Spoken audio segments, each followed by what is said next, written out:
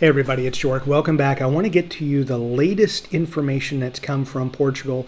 Portuguese Prime Minister yesterday announced some changes that are going to be made to the immigration process that may impact you one way or the other. So I want to get into them so that you know, again, trying to keep up with this, the latest that's happening.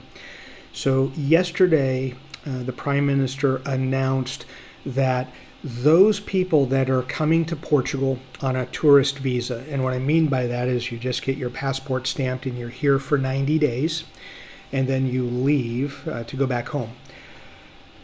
A high percentage of people that they feel that are in this bottleneck of 400,000 pending cases and lots of headaches for the prior CEF and now the current AIMA are thousands of people that come here in that 90-day window, and then they give what's called an expression of interest. So you're here as a tourist, you look around, you love Portugal, and then you say, I want to move here, and you begin the residency process from that tourist visa once you're here. That is going away. You are no longer going to be able to do that. So that impacts thousands of people that would be coming on that way.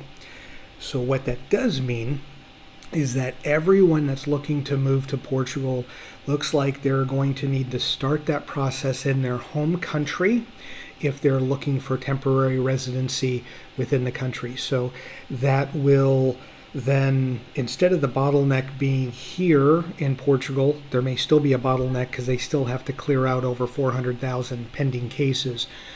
But it makes the process, there's going to be more pressure put on your home country, the Portuguese embassy in the home countries, because that's where the initial expression of interest and wanting to move to Portugal and become a resident is going to start.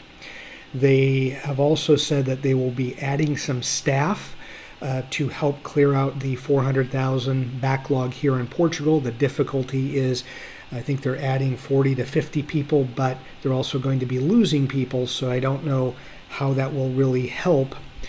The other thing that's unclear is how many additional staff are going to be needed at each home country's embassy, consulate, or immigration service. So for example, in the United States, many of you that have come, most of you have used VSF Global. There's a couple of areas in the US where you actually do use an embassy or consulate directly. But will there be more people hired to handle the influx of people coming for VSF? Will each of the consulates around the world, especially those where a high percentage of people are moving to Portugal from, will they get the resources? Will they get the added staff needed so that the bottleneck doesn't move from, frankly, what should have changed years ago at CEF before they transitioned to AIMA here in Portugal? The bottleneck then moves to the home countries. And why I'm saying a bottleneck is unless enough staff are hired at countries where there's a high interest of people moving from those countries to Portugal, then it just creates a bottleneck somewhere else, which is going to be the home country. So we'll see how this plays out. There's a number of measures that were announced last night, I think 42, 45. So you need to go through them and analyze them and see which ones may benefit you. Many of you that are viewing are from the US or Canada. You start your process in the US or Canada, so unless there are very few of you move to Portugal and then start the process once you're here. But I just want to make sure that those of you that watch from other countries that do come and use the expression of interest as a way to start the residency process, it is something that it is going to be going away. So that's no longer going to be on the table. So that will help Portugal, the Prime Minister says, get out of this backlog and this delay and some of the problems processing residency. One of the issues for people is that some countries, a main way to come is to move to Portugal and then, or I shouldn't say move, excuse me, come as a tourist, give your expression of interest, and then start that process. So that will need to be changed along the way. So we'll see how this goes.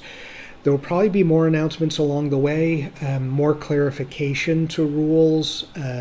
As we have them here in Portugal, I will relay them to you because there may be some nuggets of information that helps everybody wherever you are from when you're looking to move to Portugal. So as always, thank you so much for taking the time to watch. I will keep giving you updates as I get them, and enjoy your travels.